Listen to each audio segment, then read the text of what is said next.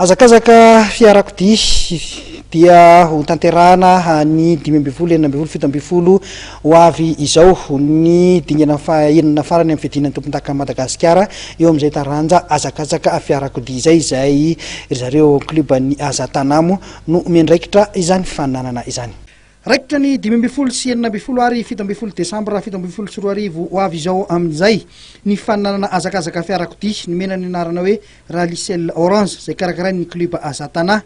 Dingana fahenina sady farany tafiditra amin'ny fiadinan'ny tompon-dakan'i Madagasikara ity fananana ity izay tokony natao tamin'ny volana Oktobra. Mirefy 27 faingo 450 kilometatra ny alaviran-dalana tsy maintsy hofitain'ny mpifaninana rehetra mandritra io 3 andro io. Fifaninanana manokana épreuve spéciale misy 12 izay mirefy 220 faingo 120 kilometatra no atrehan'ny mpandray anjara.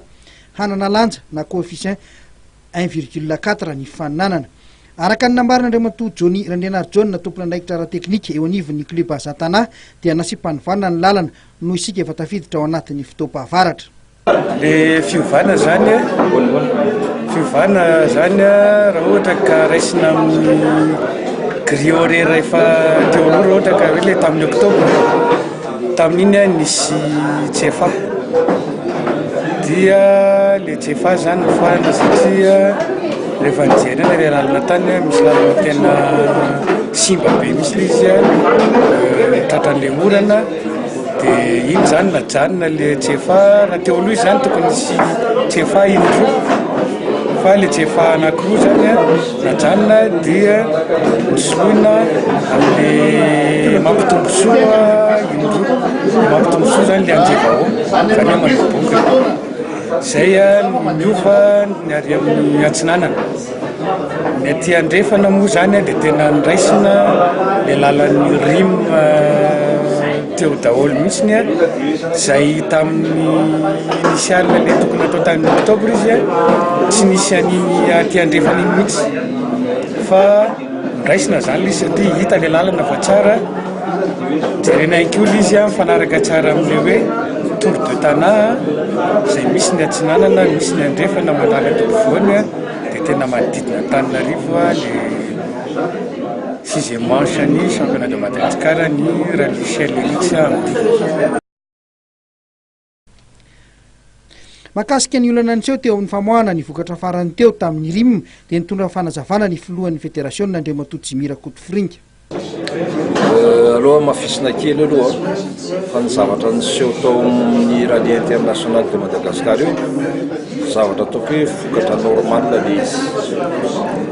misy zavatra niseho dia nanao rapport ny officiel sur terrain nampiakarina tany amin'ny commissaire sportif naka décision commissaire sportif dia namoaka ny résultat io zoan'le concurrent tratran'ny sanction nametraka réclamation mipetraka io réclamation io dia mbola miverina mivorony commissaire sportif dia namitazona ny résultat navoakany commissaire sportif manomboka eo afaka manao appel ny concurrent izay nataony zareo amin'izao fotoana zao zany résultat ataoko hoe 4 premier dia miandry ny appel misy procédure io ao anatin'ny tondranan'io appel io tsy maintsy mampivory ny assemblée générale ny fédération ametrahana ny membre ny tribunal d'appel sportif vita zay mipetraka ny tribunal membre ny tribunal d'appel sportif dia miakatra ny amin'ny zareo any membre ny tribunal d'appel sportif ny rapport tamin'io rallye io dia anjaran'ny zareo maka ny décision finale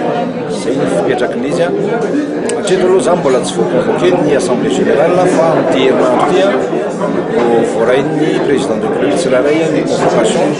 dia eo ny assemblée mametraka ny membre ny tribunal d'appel sportif. Araka ny fandaharam-potoana mandritra ny andro voalohany dia Ambohitsiry sy Akatodravoloina no hiatrika ny faninanana manokana ny épreuve spéciale voalohany mpifaninana izay mirefy 20 kilometatra itoy ny sabotsy sy ny alahady ny faninanana.